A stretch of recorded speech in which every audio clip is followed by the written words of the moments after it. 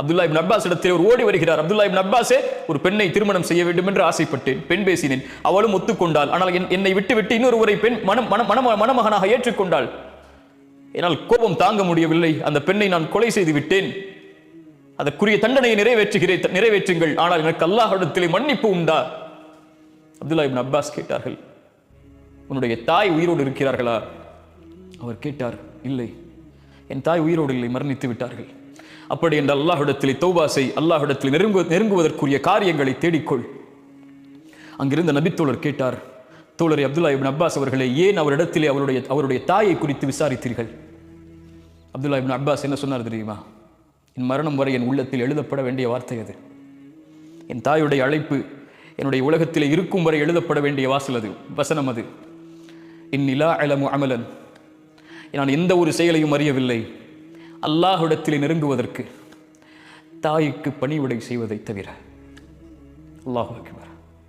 பிர்ருல் வாலிதைன், தாய் தந்தை இடத்தில் நல்ல முறையில் நடந்து கொள்ளுதல் அல்லாஹுடைய நேசத்தை உங்களுக்கு பெற்றுத்தரும். ரசூலுல்லாஹ் சொன்னார்கள், நாசமாகுவான் அவன் யார்? தாய் தந்தை வயதை அடைந்தும் அவர்கள் உயிரோடு இருந்தும் அதன் மூலமாக யார் சொர்க்கம் நுழையவில்லையோ அவன் நாசமாகுவான்.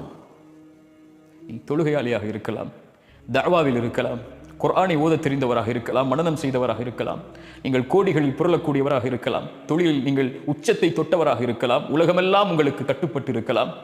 ஆனால் தாய் தந்தையுடைய விஷயத்தில் நீங்கள் குறைவை வைத்திருந்தால் நீங்கள் நஷ்டவாளிகள் தான். இந்த ஒட்டுமொத்த உலக வாழ்க்கையும் உங்களுக்கு நஷ்டம்தான், நாளை மறு உலக வாழ்க்கையும் நஷ்டம்தான்.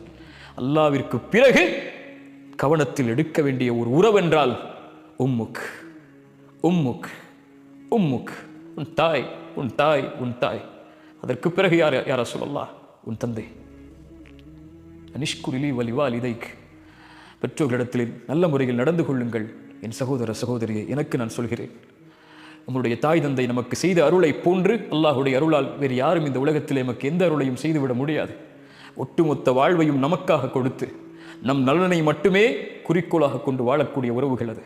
குறிப்பாக தாய் தன் எதிர்பார்ப்புகளை, தன் ஆசைகளை, தன் எண்ணங்களை, தன் வயதை, தன் வாழ்க்கையை, ஒட்டுமொத்தத்தையும் தன் பெற்றெடுத்த பிள்ளை நலமோடு இருந்தால் போதும் என்று கழிக்கக்கூடிய ஒரே உறவு இந்த உலகத்திலே தாய் மட்டும்தான். அந்த தாயை நோவினை செய்து, அந்த தாய்க்கு சேமத்தை கொடுத்து, அந்த தாயை தள்ளி வைத்து விட்டு, அந்த தாயை உதறி தள்ளிவிட்டு எந்த ரப்பை வணங்கப் போகிறோம்? அல்லாஹ்விடத்தில் நேசத்துக்குரிய அமல் தாய் தந்தை இடத்தில் நல்ல முறையில் நடந்து கொள்ளுதல்.